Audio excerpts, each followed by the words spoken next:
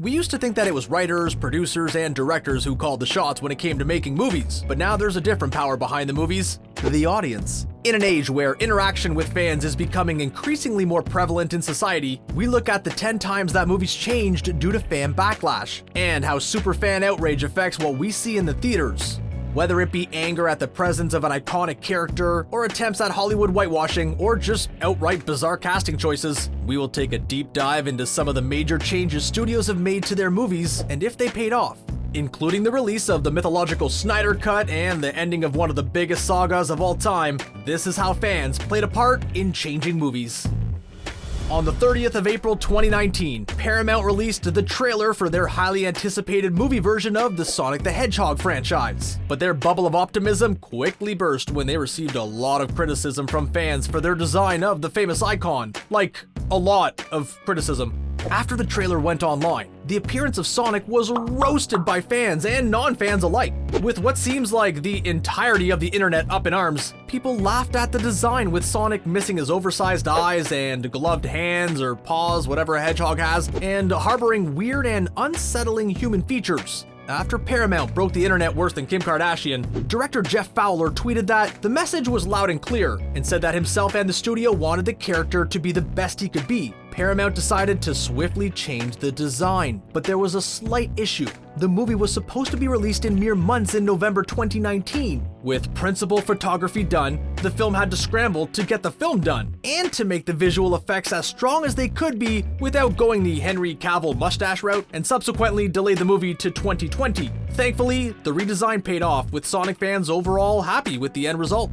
While Sonic fans saved the design of their character, Deadpool fans not only redeemed the character after the much criticized iteration in Wolverine Origins — seriously, what was that? — but almost single-handedly got the movie made. It's no secret that Deadpool was a huge passion project for star Ryan Reynolds, with a massive desire to play the character in apparently any form. But that was not enough to get the film made. In fact, Fox passed on the script after believing that the movie wouldn't make any money despite the huge success of comic book movies at that time. However, in 2014, test footage of Reynolds as Deadpool leaked online, and the fans lapped it up. The fan reaction was so strong that Fox caved and decided to make Reynolds' dream come true, and the rest is history, with Deadpool 1 and 2 becoming one of the most successful comic book movies in history. While the future of Deadpool might be in the air right now with the family-friendly Disney acquiring the rights, there is no question how big an impact this movie made on the superhero market.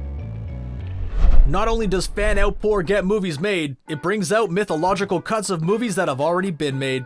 That's right, we're talking about the white whale of cinema that is the Snyder Cut of DCEU's The Justice League. While Atlantis might be a myth, it turns out the Snyder Cut isn't, with the Man of Steel himself, Henry Cavill, announcing the news that the director's version of the movie was coming to HBO Max years after the original came out. After the fan backlash towards Batman vs. Superman, Warner Bros. Went into panic in regards to their upcoming movie Justice League. With the heels already turning, Warner Bros. Decided to quickly fix the movie on the fly, trying to ease the tone and make it more appealing to fans. Changes increased after director Zack Snyder left the project due to a family issue and was replaced by Firefly and Avengers director Joss Whedon.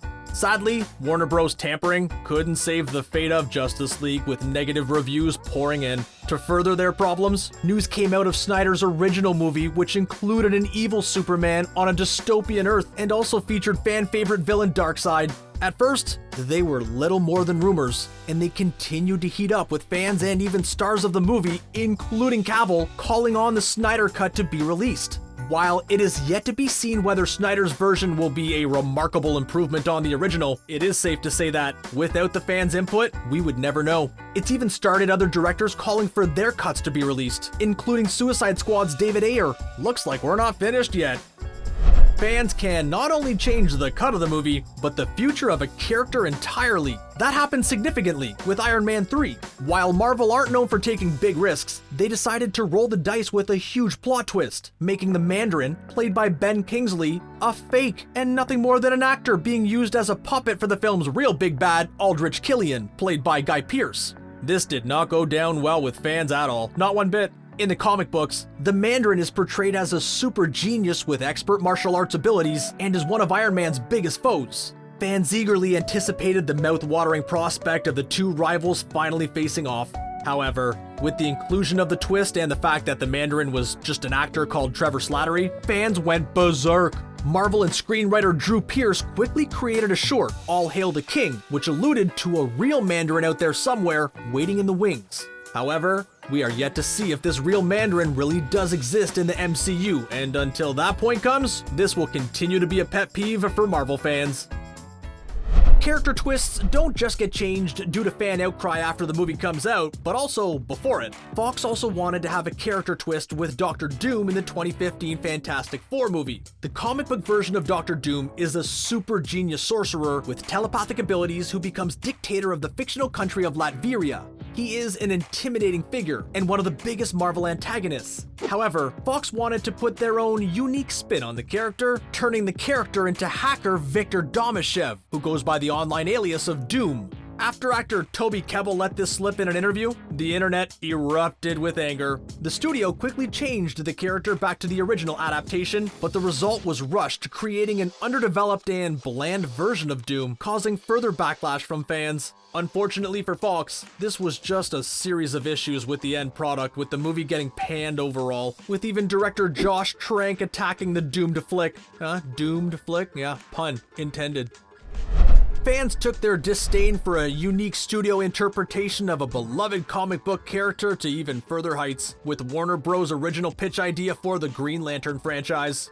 While Ryan Reynolds would go on to play the titular character in the heavily criticized movie adaptation, there was almost a very different casting. While the Reynolds adaptation was unintentionally funny, Warner Bros. Contemplated the possibility of an intentionally funny action comedy, like Green Hornet, led by none other than Jack Black. Warner Bros. Even went as far as getting a script written by SNL writer Robert Smigel. However, when the script went online, fans refused to see the funny side, and the script was heavily trashed, with the backlash getting louder and louder, and with Catwoman being a commercial and critical failure. Warner Bros. Decided against the idea, and they later decided to go with Reynolds' more serious version, but we can't help wondering what a Jack Black Green Lantern would have looked like.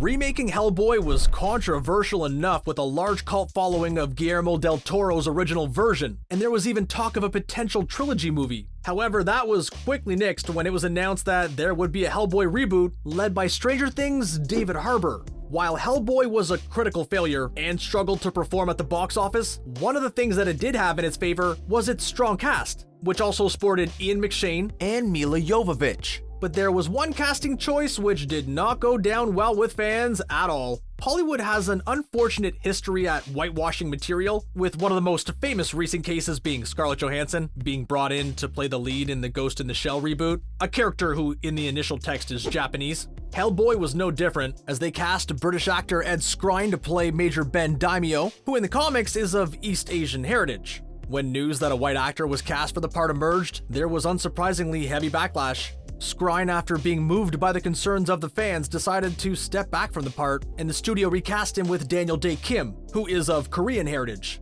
Sadly though, Kim's acting abilities couldn't save what would be seen as a fatally flawed movie. Unfortunately, Hellboy isn't the only recent example of whitewashing in movies. When Disney released a promo for the sequel to Wreck-It Ralph, Ralph Breaks the Internet, fans were overjoyed as it features fan favorite Vanellope voiced by Sarah Silverman alongside all of the other Disney princesses. The moment was almost perfect as fans got to see all of their favorite characters together, with nearly every Disney princess being faithfully portrayed from their original Disney animation. Nearly being the operative word. Princess Tiana from The Princess and the Frog appearance had noticeably changed, which was showcased in a particular still with her skin tone appearing lighter than the original animation. Fans were understandably annoyed and were quick to accuse Disney of needlessly whitewashing the character, which was further exemplified by the fact that she was the first African-American Disney princess. Thankfully, the people at Disney took these words on board, and the representation of Tiana in the finished movie was much closer and respectful of the original feature, and the sequel would go on to be a success across the board.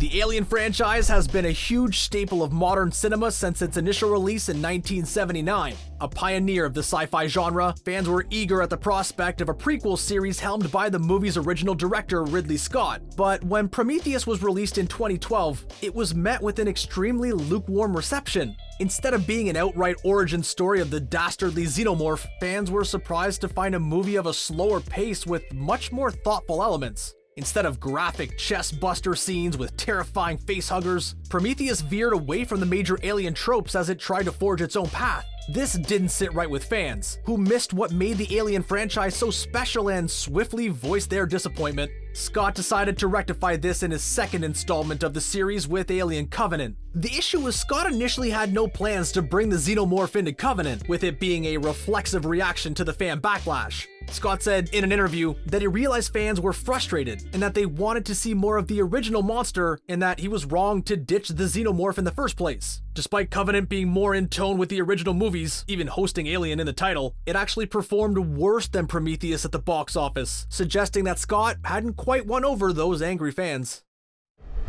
When has Star Wars not been a controversial subject? Whether it be which is the best movie in the original series, or whether Han shot first, or just the entire prequel series, Star Wars has always caused arguments and debates amongst its massive fan base. The latest series is no different. With Disney acquiring Lucasfilm, they quickly moved to make their own Star Wars trilogy, beginning with Force Awakens in 2015. While Force Awakens was seen as somewhat of a safe bet with a similar plot trajectory as New Hope, it was overall well received and showed promise for the rest of the series. However, Force Awakens was followed by The Last Jedi, which was every bit subjective as Force Awakens was safe. This made it one of the most divisive films of all time, with the most polarizing ratings between critics and fans on Rotten Tomatoes. Many aspects of the movie came under attack from Last Jedi critics, especially Luke's character arc and Rey's lineage. Rise of Skywalker tried to rectify the criticisms of Last Jedi, as well as play ultimate fan service and nostalgia to the fanbase. An example of which was bringing back the series' big bad, Emperor Palpatine, something which was apparently inverted by President of Lucasfilms Kathleen Kennedy after the backlash of Last Jedi. What followed was an uneven plot which undid every seed planted in the initial movies, preventing any emotional payoff and making it just as divisive as its forebears. It also became apparent that this was not the initial ending Lucasfilms had in mind when Colin Trevorrow, who was originally billed to direct the final movie, his script labeled Duel of Fates leaked online, which had a very different ending to Rise of Skywalker and was more in keeping with the plot developments of Last Jedi. While Lucasfilm have never stated that they altered their plans due to fan input, it's hard not to feel that this series was very much cobbled together and is an unsatisfying climax to the Skywalker saga. What was your most shocking change? Do you think that these changes helped the movies or hindered them? Did we miss any of your favorite changes? Let us know in the comments, and don't forget to subscribe to Screen Rant for more surprising content.